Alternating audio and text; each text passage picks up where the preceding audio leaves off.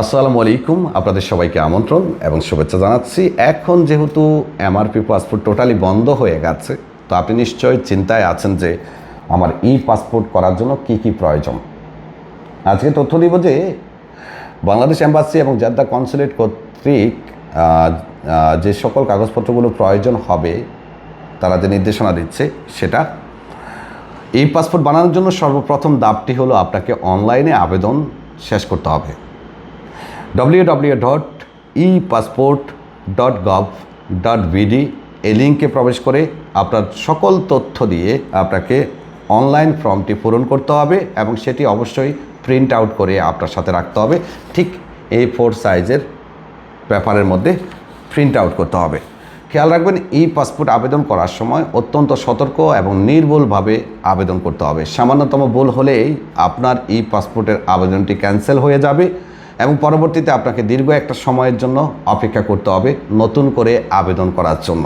তাই পাসপোর্ট আবেদন করার ক্ষেত্রে অভিজ্ঞ যারা, তাদের সাহায্য নেবেন। আর যদি নিজে অভিজ্ঞ হন তাহলে অবশ্যই সময় নিয়ে পাসপোর্ট আবেদন করবেন। www.epassport.gov.bd এই লিঙ্কে গিয়ে।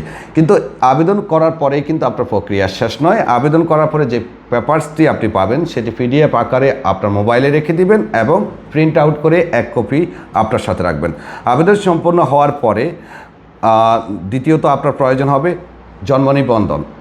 আপনি যদি পাসপোর্ট করতে চান, বর্তমানে দুই প্রক্রিয়া, এক হলো জন্ম নিবন্ধন দিয়ে, আরেকটা হলো আপনার NID দিয়ে। যদি আপনি জন্ম নিবন্ধন দিয়ে করেন, সেক্ষেত্রে খেয়াল রাখতে হবে যে বর্তমান পাসপোর্টের সাথে হুবহুব আপনার জন্ম নিবন্ধন মিল থাকতে হবে এবং অবশ্যই আপনার জন্ম নিবন্ধনটা অনলাইন করা থাকতে হবে, ইংরেজি ভার্সন হতে হবে।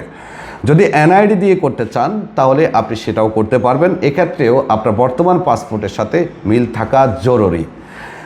NID দিয়ে যদি করেন তাহলে NIDর উভয় পৃষ্ঠা, পিছনের সাইড এবং সামনের সাইড একই পেপারের মধ্যে প্রিন্ট আউট করা থাকতে হবে।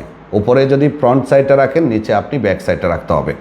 একই পেপারের মধ্যে A4 সাইজের মধ্যে আপনার NIDর উভয় পৃষ্ঠা প্রিন্ট আউট করা থাকতে হবে। আর জন্ম নিবন্ধন হলে জন্ম নিবন্ধনের ফুল পেজটি অবশ্যই আপনি প্রিন্ট আউট করে সাথে রাখতে হবে।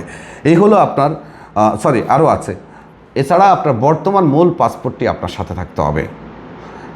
পাসপোর্ট হোক অথবা MRP হোক, যেটার এগেনিস্টে আপনি আরেকটা পাসপোর্ট আবেদন করতে যাচ্ছেন, সেই পাসপোর্টটি অবশ্যই আপনার সাথে থাকতে হবে এবং ইকামার ফটোকপি আপনার সাথে থাকতে হবে। ইকামার মূল কপি আপনার সাথে না থাকলেও সমস্যা হওয়ার কথা না, তবে পাসপোর্ট থাকতে হবে। যদি কারো মূল পাসপোর্ট না থাকে তাহলে নিয়ম বলে যে আপনাকে অবশ্যই থানায় গিয়ে অভিযোগ করতে হবে, অভিযোগের পেপার সাথে নিয়ে আসতে হবে। আর যদি সেটি সম্ভব না হয় তাহলে একটা জাওয়াজাতের প্রিন্ট সাথে রাখবেন।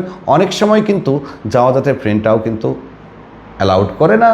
এটা আপনি কনসুলেট টিমের কাছে অথবা কনসুলেটে যারা কাজ করে আপনাকে যিনি সেবা দিবে তাকে বুঝিয়ে বলতে পারলে অনেক সময় অ্যাকসেপ্ট করে। ওকে, এবার আসুন ভুলের ক্ষেত্রে। অনেকেরই ভুল আছে। ভুলের ক্ষেত্রে আমরা এখন বলবো যে যদি সম্ভব হয় আপনার ভুলগুলো সংশোধন করে নেন। কেননা আপনি যদি ভুলভাবেই আবেদন করেন, সেক্ষেত্রে কনসুলেট সেটা বা এম্বাসি সেটা অ্যাকসেপ্ট করতেও পারে, রিজেক্টও করতে পারে। এটা তাদের এখতিয়ারে আছে। বড় কোনো ভুল থাকলে বেশিরভাগ সময় রিজেক্ট করে দেয়, ছোটো মোটো ভুলের ক্ষেত্রে কখনো কখনো সুযোগ দেয়। বাট এটা আমি বলবো যে আগে থেকে যদি সম্ভব হয় সরাসরি অ্যাম্বাসিতে গিয়ে একবার বিষয়টি জেনে নেবেন যে আমার এই সমস্যা আছে, আমি কি আবেদন করতে পারবো কিনা বা আমাকে সুযোগ দিবেন কিনা। যদি সুযোগ দেয় তাহলে অবশ্যই আপনি আবেদন করার সুযোগ পাবেন। আর এখানে আরও একটা তথ্য তারা উল্লেখ করে দিয়েছে, যদি জন্মসনদ ও জাতীয় পরিচয়পত্রের সাথে তথ্যের অমিল থাকে, অঙ্গীকারনামা পূরণ করে নিয়ে আসতে হবে। অঙ্গীকারনামা দেওয়া হয় এম্বাসি থেকে এবং কনসুলেট থেকে। সে অঙ্গীকারনামা আপনাকে আগে থেকে সংগ্রহ করে নিতে হবে এবং সেটা আপনি যেটা করবেন যে আপনি আগে থেকে সংগ্রহ করে ফিল আপ করে সাইন করে তাদের কাছে জমা দেবেন। আর সরাসরি যদি এম্বাসিতে যান সেখানেই আপনি পেয়ে যাবেন। আগে থেকে সংগ্রহ করলে সবথেকে বেস্ট হয়। আর যারা সশরীরে যাবেন তারা এম্বাসিতেই এই অঙ্গীকারনামা পেয়ে যাবেন। ওকে, অ্যাপয়েন্টমেন্ট না থাকলে পাসপোর্টে কিন্তু আবেদন নেবে না, কারণ অ্যাপয়েন্টমেন্ট আপনাকে আগে থেকেই নিতে হবে অনলাইনে। সো আপনারা যারা পাসপোর্ট আবেদন করতে চাচ্ছেন, আমার তথ্যগুলো যদি ভালো লাগে ভিডিওটা শেয়ার করবেন, কারণ আমরা চাই না যে আপনি বিব্রতকর কোনো পরিস্থিতিতে পড়েন। পাসপোর্ট এখন তাদের জন্য খুব সহজ যাদের MRPর সাথে হুবহুব মিল আছে জন্ম নিবন্ধন অথবা NID কার্ড। ধন্যবাদ সবাইকে, ভালো থাকবেন, আল্লাহ হাফেজ।